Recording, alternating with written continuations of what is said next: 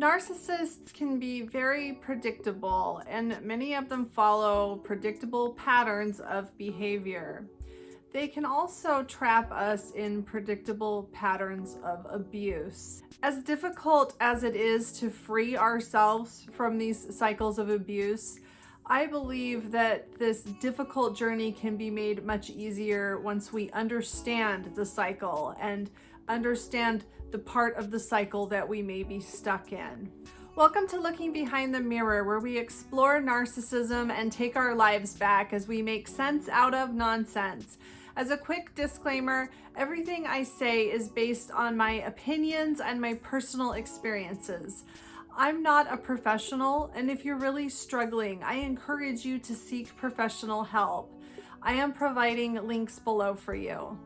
Now, if you look online for abuse cycle or domestic violence cycle or narcissistic abuse cycle, you'll find a lot of similar, slightly different patterns of this cycle. The domestic violence cycle is usually something like tension building and then a violent episode of some sort, and then a honeymoon phase, some kind of reconciliation, and then tension building, and then an event again. So it goes around in a circle like this.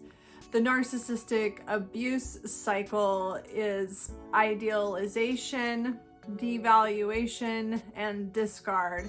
And that also goes in an endless circle. And I do have a video that talks about the discard and devaluation. I'll link a card somewhere up here so that you can watch that if you want to learn more about devaluation. But that's the typical narcissistic abuse cycle: is idealization, devaluation, and then discard. I want to approach this with a slightly different angle. I want to approach it from the perspective of the abuse victim, specifically the abuse victim of narcissistic abuse, at least the way that I personally understand this and have experienced it. So the cycle that I want to talk about includes a phase of hope, followed by a phase of confusion, followed by clarity, which is then followed by denial. And that goes in a potentially endless circle when you're in a relationship with an abusive and or narcissistic person. Now, we could really start anywhere in this cycle, and if you're stuck in this cycle, you could really jump around different phases. You don't necessarily always have to go in order, but I think that the whole movement of the relationship in general gradually goes in this order, even if it might jump back and forth a little bit sometimes. It always kind of goes in this circle. But let's just start with the phase of hope, having hope for your relationship. Now, we could start the relationship here from the very beginning when we meet somebody that seems amazing and checks all our boxes and treats us like $1,000,000 and seems to be everything we've ever wanted. Of course, we're going to have a lot of hope for that kind of relationship. We might think that we've finally found the one that we've been looking for all our lives, and we might have an enormous amount of hope for the future and all the things we look forward to with this person.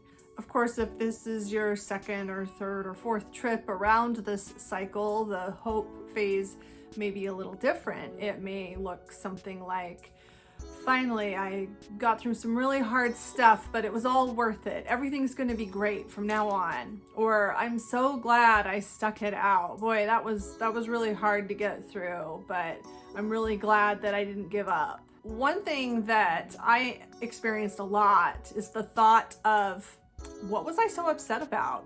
Assuming, like I said, this is your second, third, or fourth time around this cycle. If this is a second or third or fourth time around this cycle, you've been through some bad patches, and you've probably been through some times where you were extremely distraught and upset and not having a good time at all. And once you get back to this hope phase in this cycle, you might kind of forget, why was I so upset? This is fine. Everything's fine.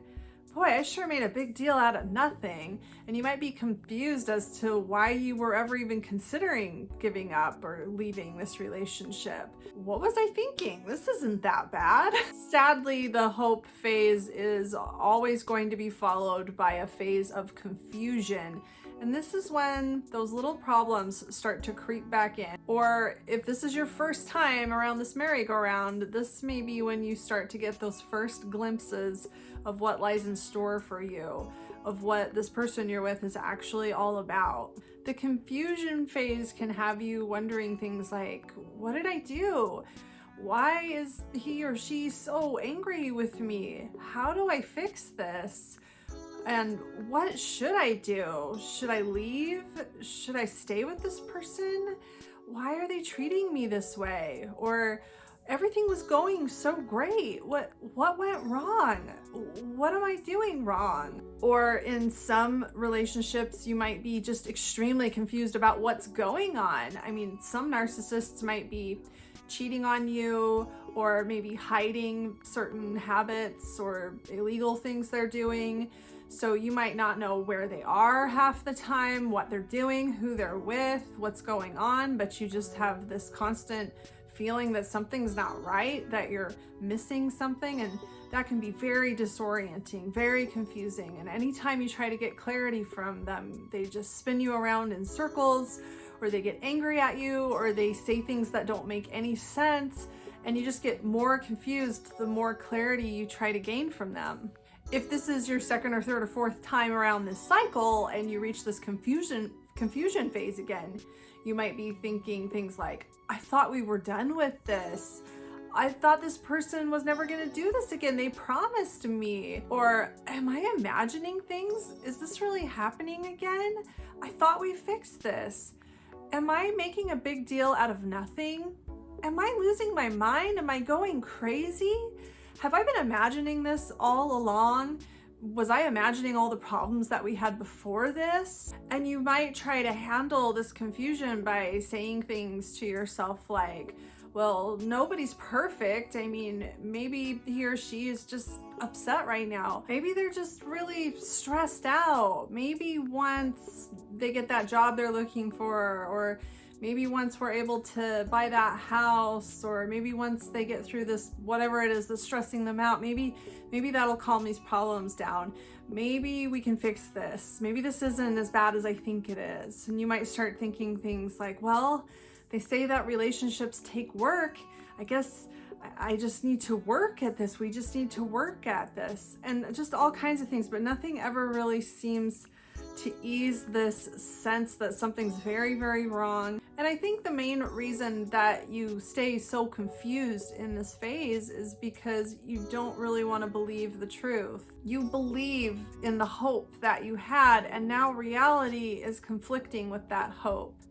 And that moves us on to the next phase, and that's the phase of clarity. This is the phase where we realize this person isn't treating me right, or maybe we discover that they have been cheating on us, or they've been hiding money, or they've been re-engaging in some problematic behavior that we thought they had taken care of, or they've just been lying to us or covering up something, and we discover it and we have this epiphany. Or maybe we just realize that we're being abused and it's not okay and we've had enough.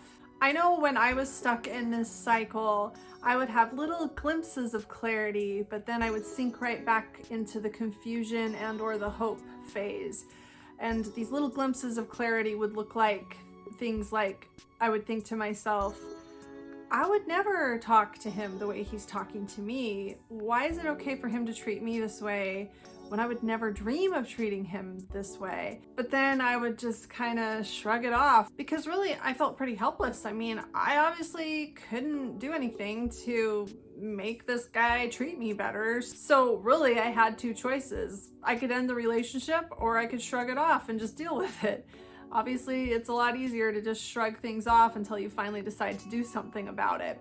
And if you're going to do something about it, you're going to do it while you're in the clarity phase. So in the clarity phase is where people usually decide to leave or try to leave, or they deliver an ultimatum, or they seriously think of leaving, or they acknowledge to themselves that they want to leave.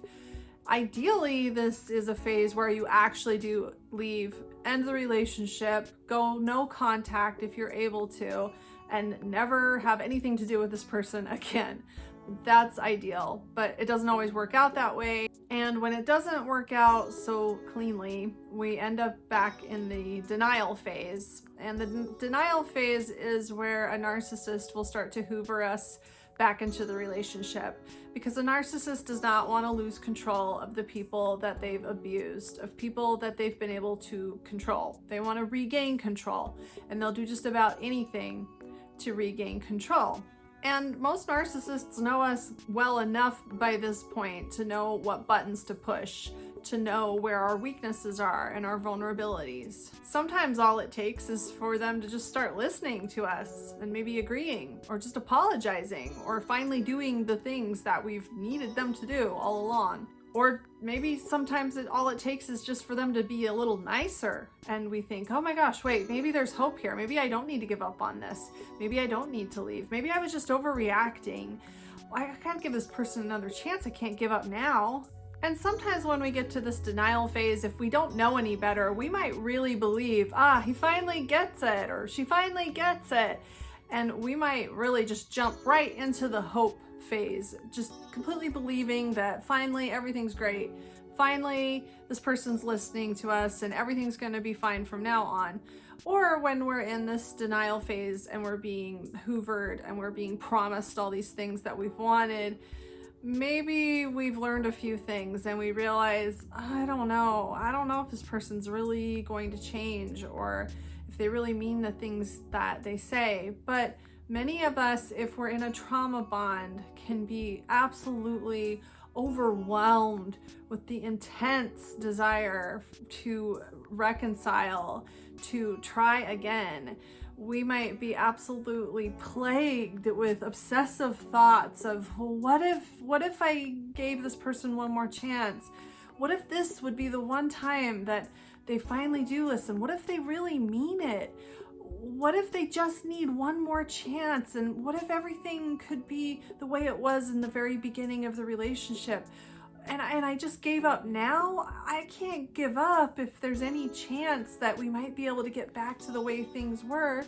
How can I know for sure? Because if there's even a sliver of a chance that things might work out, I can't give up. I can't throw all of this away, all the time I've spent and all this deep emotional investment I have in this person. Everyone deserves a second chance, right? Especially after everything this person's done for me, or maybe how broken up they seem, or maybe how in love with me it seems like they are. This is probably the hell phase of the cycle. I mean, the confusion phase where you're being actively abused and you're living in an abusive relationship is pretty bad. But in my opinion, this denial phase is even worse, because you're really fighting with yourself. You're really wrestling back and forth with what you have seen and experienced, objective reality, and what you deeply, desperately hope and want. And it's really hard to really know what to do sometimes if you don't have a very strong grip on reality. So how do you escape from going around circles in this abuse cycle over and over and over again? How do you get out of this cycle? Well, not to oversimplify things, but the trick is really to stay in the clarity phase, to not allow this person to hoover you, to lie to you, to make you think that maybe there's a chance, or that if there is, that it would be worth taking a chance. To not let yourself slip back into that denial phase where you start thinking that maybe you ought to try again, maybe there's hope, maybe there's a chance. Because, I mean, maybe there's a 1 in a million chance that this relationship might turn into something tolerable, but not really. And even if there was, after everything this person's put you through, rationally, logically, it's not worth taking another chance on somebody that's put you through such hell. There are so many people out there that won't treat you like garbage. There are a lot of people out there that don't abuse the people that they're with. You can find somebody that you could be really happy with that doesn't abuse you, and that's really where you should be putting all your efforts. Of course, that's common sense, that's logical, and I definitely know better than anyone that when you're stuck in this phase and when you're recovering from a trauma bond, rationality and logic are really easy to lose track of. And I wish that I had some really easy trick to get you out of this cycle, to make it stop hurting, and to keep you devoted to the truth, to keep yourself in that clarity phase where things make sense and you know what you've got to do and you can just do it without this enormous, immense, excruciating daily struggle that you have to get through. Escaping from an abusive relationship can be the most painful experience of your whole life. It's not easy. I mean, I think sometimes it might be if you're real lucky. Some abusive relationships, when you finally get out of them, it's just a relief and it might not be so hard. But for some people, depending on the circumstances, this could be like losing a limb with no warning, and having somebody tell you that they can give you this limb back if you just do whatever. As I've said in other videos, I cannot even describe how painful this is. And it's kind of like this abusive relationship is kind of like a hot springs in the middle of a winter forest. Maybe you're in this winter forest and say it's like negative 20 degrees Fahrenheit. I don't know what that would be Celsius, but really, really cold, windy, snowy, and there's these hot springs in the middle of this freezing cold winter forest. And the hot springs are poison, let's say. And if you can imagine being immersed in these warm, hot springs in the middle of this cold, cold forest, that is what the abusive relationship feels like. It's this warm, comfortable place that feels like relief from the pain of living without it. And when you try to rid yourself of this abusive relationship, it's like climbing out of those hot springs and just being slapped with the freezing cold wind and snow, and you're all wet too on top of everything else. You're soaking wet and you feel like you're freezing to death, and it seems like the only relief from this is to climb back into these hot springs, which, I don't know, in this analogy, they're poisonous. Somebody from the outside watching you that's not experiencing the temperature of where you're at might wonder, why would she or he keep climbing back into these hot springs that are poison? Don't they know that those hot springs are poison? Why do they keep going back in there? And it's just because it's so incredibly painful. I mean, you really, on some level, really do feel like you're going to die if you don't go back to this abusive relationship. And I guess I'm going over this because I just want to validate how difficult this can be. I mean, and there's really no easy trick that can just make this pain go away, that can just make this easy and simple, that can just make you suddenly want to stay out of this abusive relationship, to make you want the things you're supposed to want.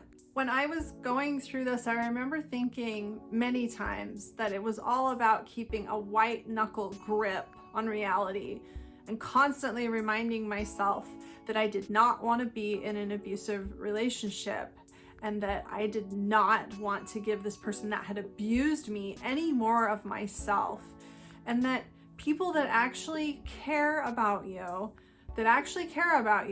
don't need second or third or fourth chances to act like you matter. Healthy relationships don't work that way. Healthy relationships don't go in cycles, and relationships that are stuck in abusive cycles don't fix themselves. Even abusive people that are, one in a million, they're that unicorn that decides to learn to stop being abusive. They don't do that with the people that they've already abused. An abusive person that has abused someone will never stop abusing that person I would challenge anyone to give me even an anecdote of this ever happening in a sustained way, of an abusive relationship becoming a healthy, long-term, sustainable relationship. It just doesn't happen. And I know for me, I just had to keep reminding myself of that over and over and over again. It also helped that I wrote everything down. I journaled a lot. And part of the journaling was writing down all of the horrible things that this person had done, all the horrible ways this person had treated me, writing these things down as a way of reminding myself of why I left. That can be really useful.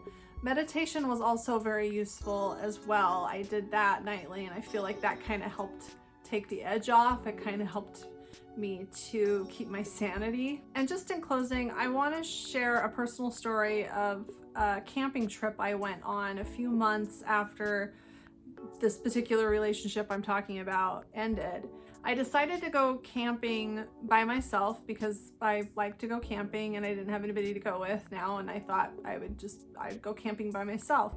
I booked a campsite, and when I got to this campground, there was nobody else in the whole entire campground, and nobody else showed up for the whole entire weekend. So that was a little creepy, and I mean, in hindsight, I probably shouldn't have stayed there, but I did, and I'm still here.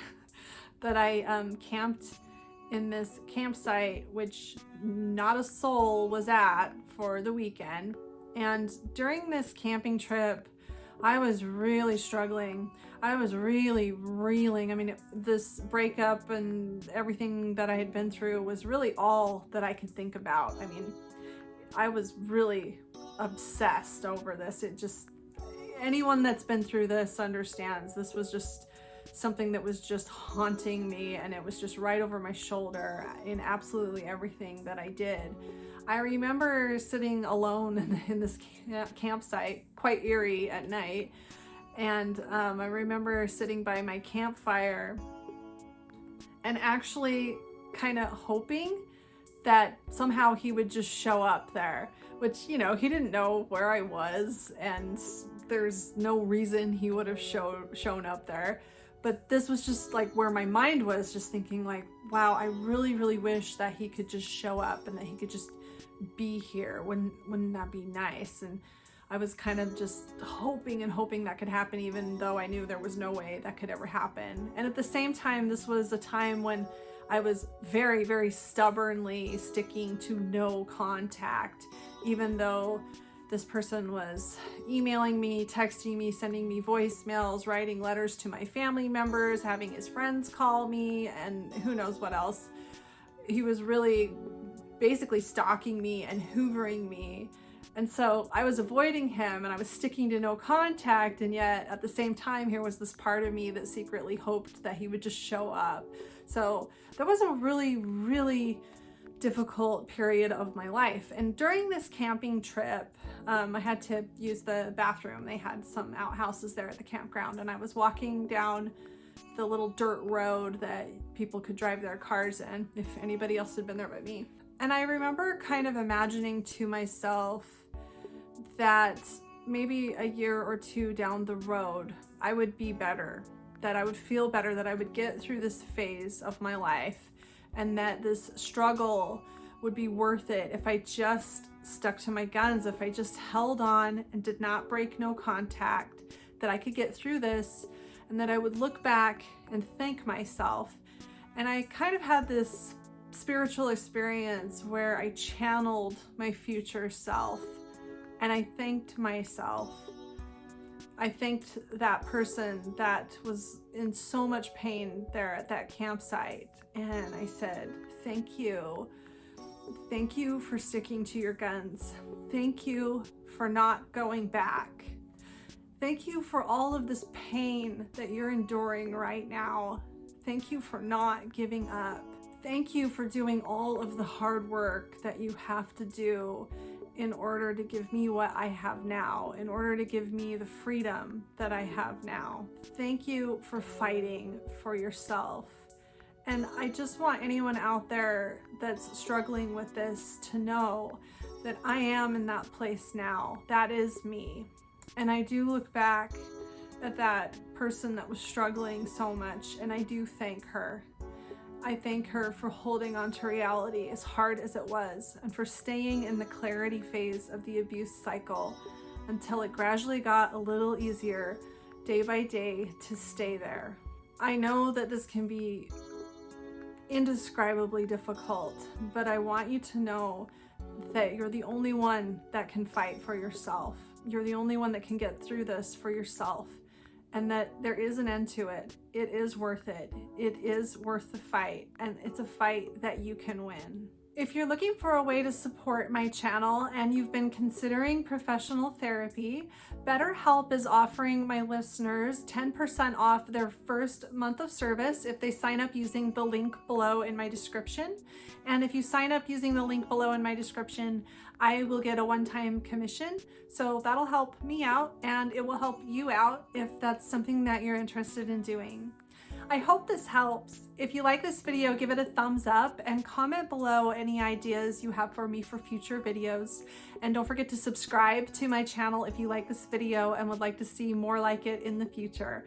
Until next time, thanks. Bye.